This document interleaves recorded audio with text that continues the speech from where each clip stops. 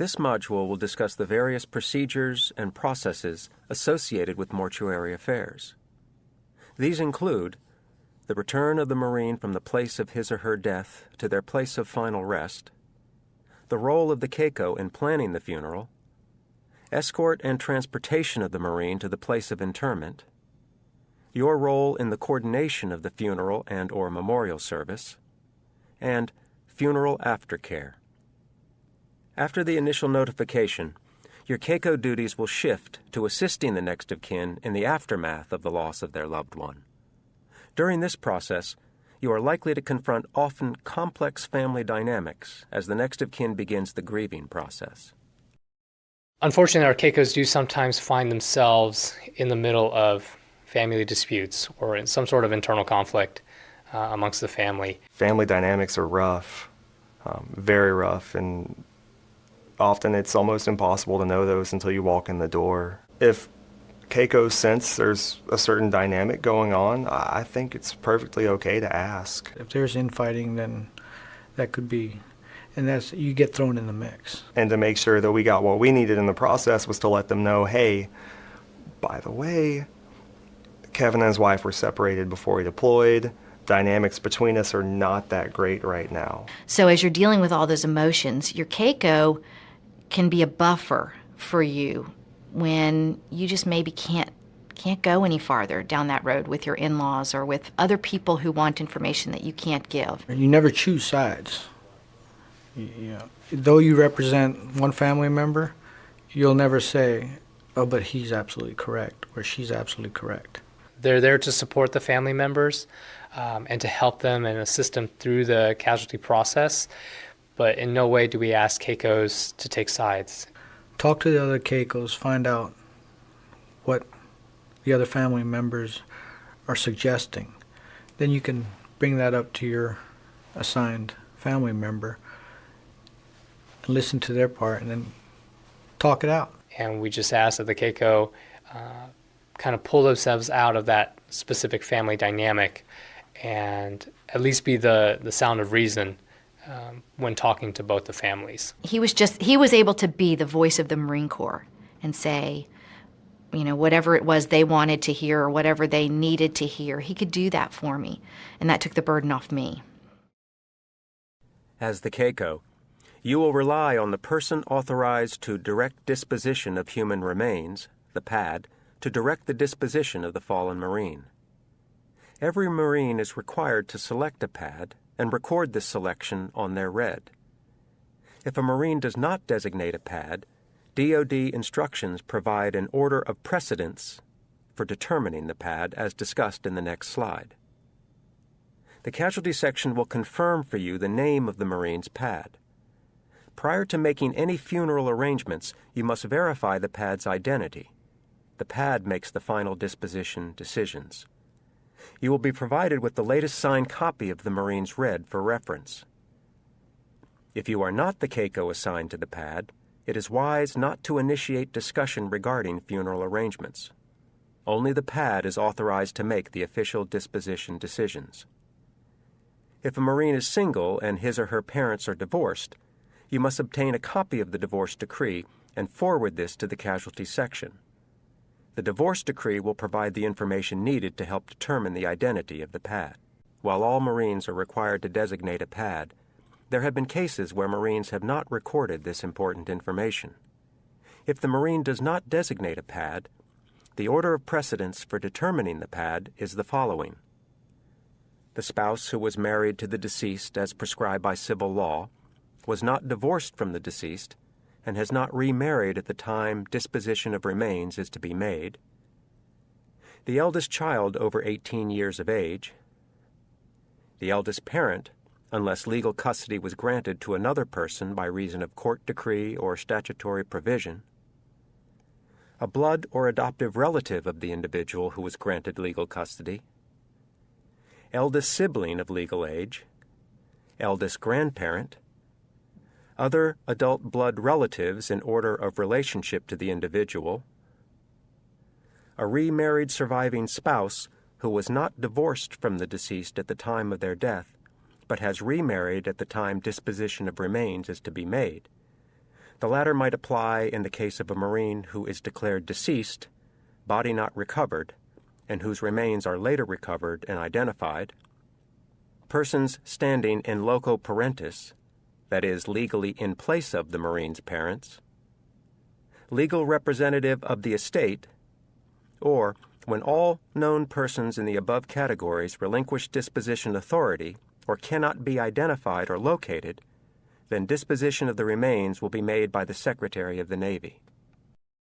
The goal of any embalmer is to return the body to as lifelike as possible. Sometimes that's just not possible. There's some things that even the best embalmers can't fix. So what we try to do is prepare the family for those situations, and we use 3 different categories. The first one is viewable, which is what everybody thinks of as a normal funeral with an open casket that you can see the body. And then you've got the exact opposite of that, which is non-viewable. So despite the mortician's best effort, they weren't able to make a body viewable. And that's, unfortunately, in the military, that's not uncommon. And then we have a category in the middle. It's a large gray area called viewable for purposes of identification. And what it is the morticians have done their best, but they may have had to use heavy cosmetics or heavy restorative artwork. And it's really up to the family. The important thing to remember with all these categories is they are just suggestions. They're suggestions that should be taken very seriously. Especially the military embalmers, they're very good at what they do. So when they make a suggestion that the body should not be viewable, the CACO should take that to heart and express that to the family, that they may not want to view their loved one. But once the body gets to the civilian funeral home, really the decision is between the family and their funeral director. A mortuary affairs officer will categorize a Marine as viewable for purposes of identification, or non-viewable. This information will be presented to the PAD by a mortuary affairs officer. The decision to open the casket and view the remains always rests with the PAD. When remains are considered viewable for identification purposes only, a head wrap may be used. The Marine will be in dress uniform. Non-viewable remains may require either a head wrap or a full body wrap. When remains require a full body wrap, the body is wrapped in a blanket and the uniform is placed over the body in the casket. The Statement of Disposition of Remains form is essential and will be completed for every death. A mortuary affairs officer will brief the PAD's CACO about the options available regarding the disposition of remains. As the CACO supporting the PAD, it is your responsibility to coordinate the mortuary affairs officer's phone call to the PAD, in which the officer will brief these options to the PAD. Prior to the mortuary affairs officer's call to the PAD, you should encourage the family to discuss potential funeral options and arrangements. The family must select a receiving funeral home. Remember, the PAD is the only person authorized to make the decision regarding the disposition of remains. You must remain neutral. When the mortuary affairs officer calls the PAD, you will assist the PAD in completing the Statement of Disposition of Remains. The options on this form include the following. Option 1 is burial in a private cemetery. Option 2 is burial in a national or veterans cemetery. Option 3 is direct burial at a national or veterans cemetery. Option 4 is used in conjunction with options 1 or 2 and calls for cremation of the Marine's remains. Option 5 is used when the family chooses to make all funeral arrangements. Option 6 is used when the PAD relinquishes his or her rights to direct final disposition. Once the PAD completes and signs the form, fax or email the form to your supporting mortuary affairs officer. These are the casket options referred to in the Statement of Disposition of Remains form. The Marine is authorized a high-quality hardwood or a gray or silver-toned steel casket. The actual hardwood colors may vary depending on the vendor used. If the family prefers their Marine to be cremated, they will have the option of selecting a bronze or hardwood urn. I'd say the most difficult part of the duty for me was the funeral. The U.S. Marine Corps has funeral professionals at their disposal. We do this every single day for years on end, and that the CACOs shouldn't try to figure this out on their own. Normally what we do ask the CACOs to do is just be as involved as the family wants them to be involved, or be not as involved as the family dictates. So everything's really truly up to the family and their dynamics. My Navy morticians are funeral directors and embalmers, and we work in the best interest of the CACO and the family to answer any questions. We'll certainly offer any suggestions if they're wanted. I kept them up to date on how we were going to conduct the funeral, how all the logistics was already worked out, from getting them from the funeral home to the chapel, from the chapel to the Quantico National Cemetery. The night we found out about Kevin, Amy called my mom, and the first thing she said was, "We're going to bury him in Maine." And my mom said, "No, you're not." And that kind of set the tone for how things were going to go. That's where the infighting comes in, is during the funeral details. We never ask the CACOs to make those decisions on behalf of the family. We do encourage them to offer them options, to give them the tools that the family needs to make good decisions about the funeral. Somebody visited Amy at some point and said, "Look, he's eligible to be buried at Arlington." And Amy said, "Okay." Bottom line here is doing what's right for him or her final resting place. Assist the PAD in making funeral arrangements. Escort the PAD to the selected funeral home to ensure that they are able to provide the services that the PAD desires. If the PAD wishes their loved one to be buried at Arlington National Cemetery, the remains of the Marine may be transported directly to Arlington National Cemetery for interment. Or the remains may be sent to a funeral home for funeral services prior to burial at Arlington National Cemetery. Following local funeral services, the remains are sent to a funeral home in the National Capital Region.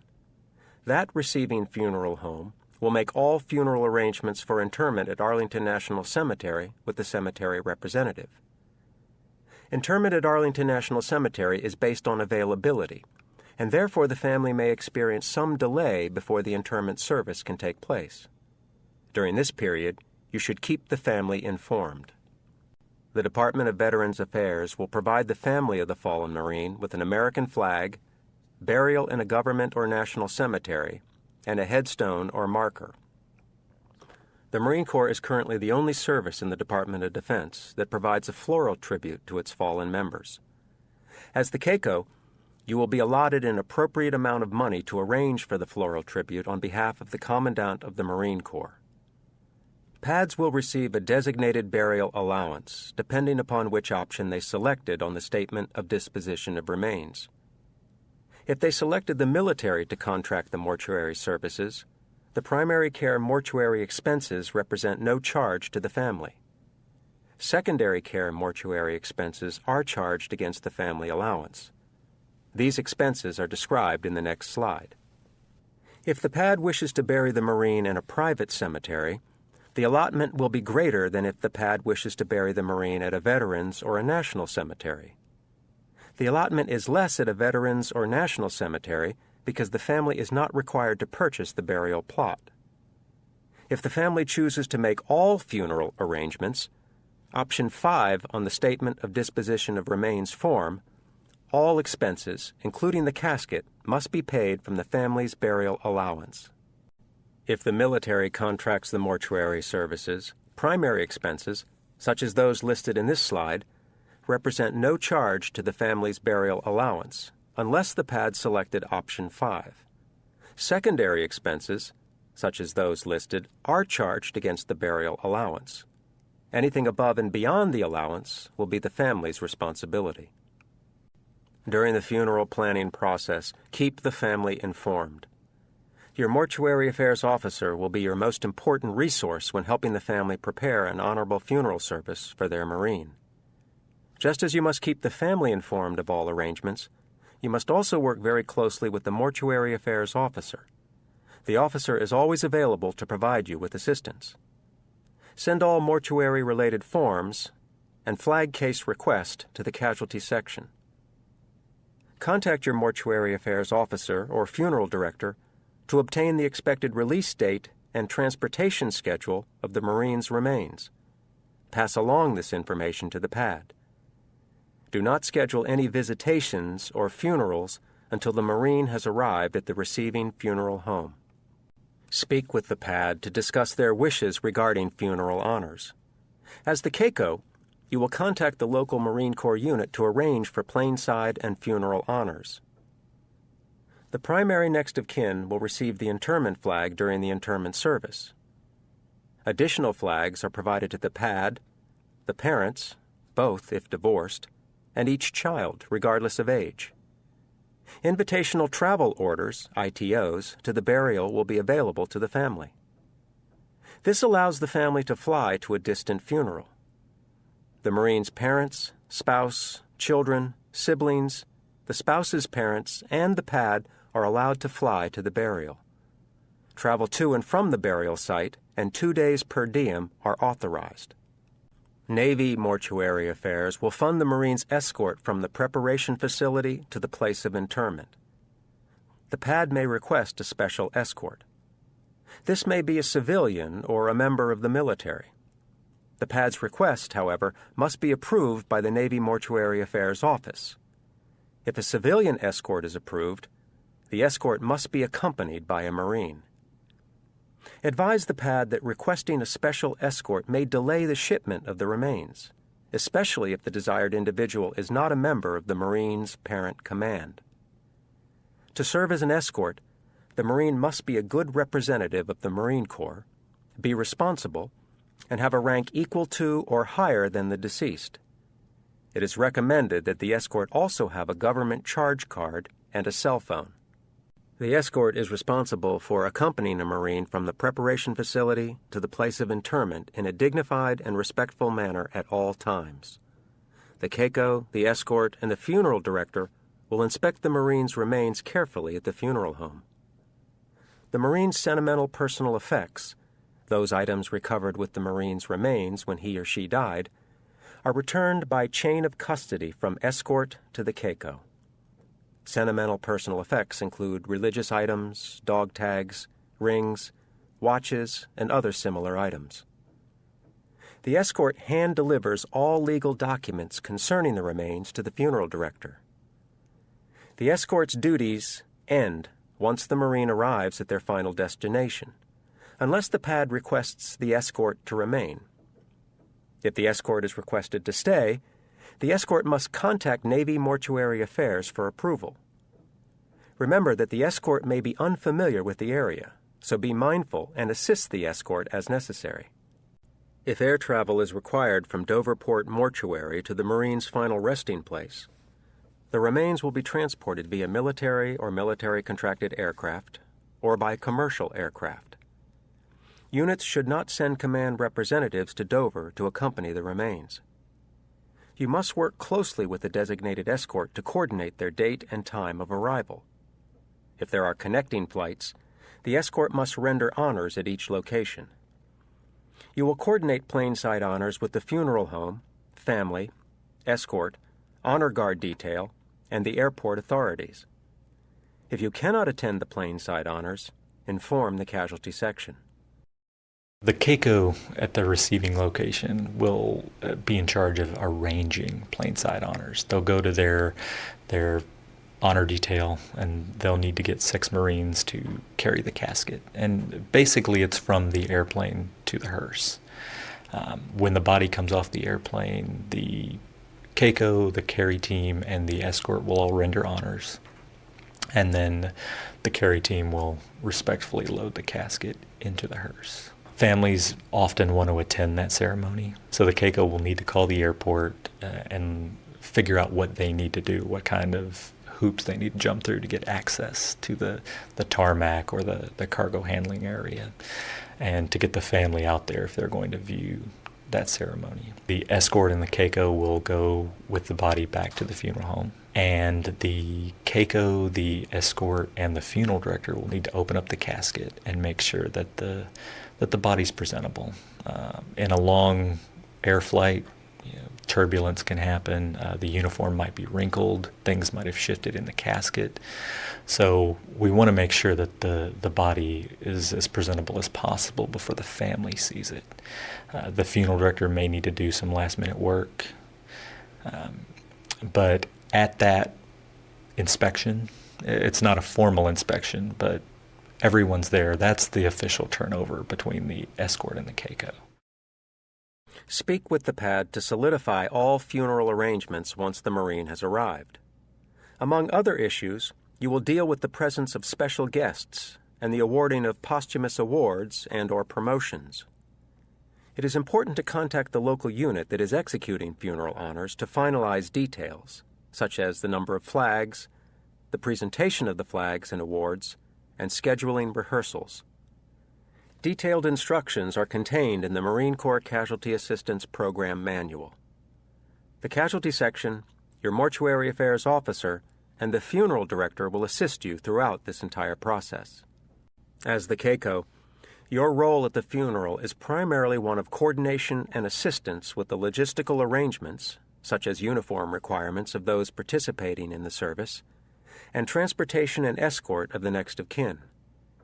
You may be working with law enforcement officials or with the Patriot Guard, which is an organization that helps to protect the family from protesters. There may be media involvement.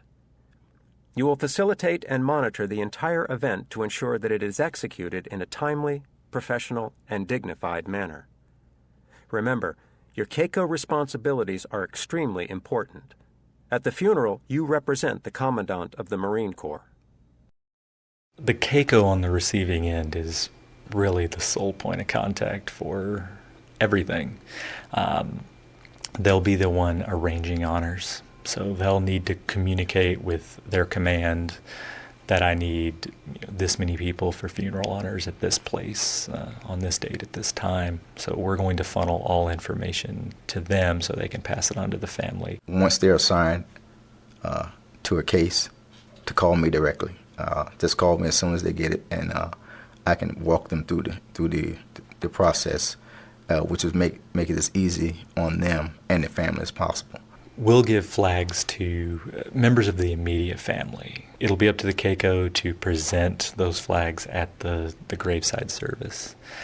The flag that's on the casket will go to the next of kin, primary next of kin.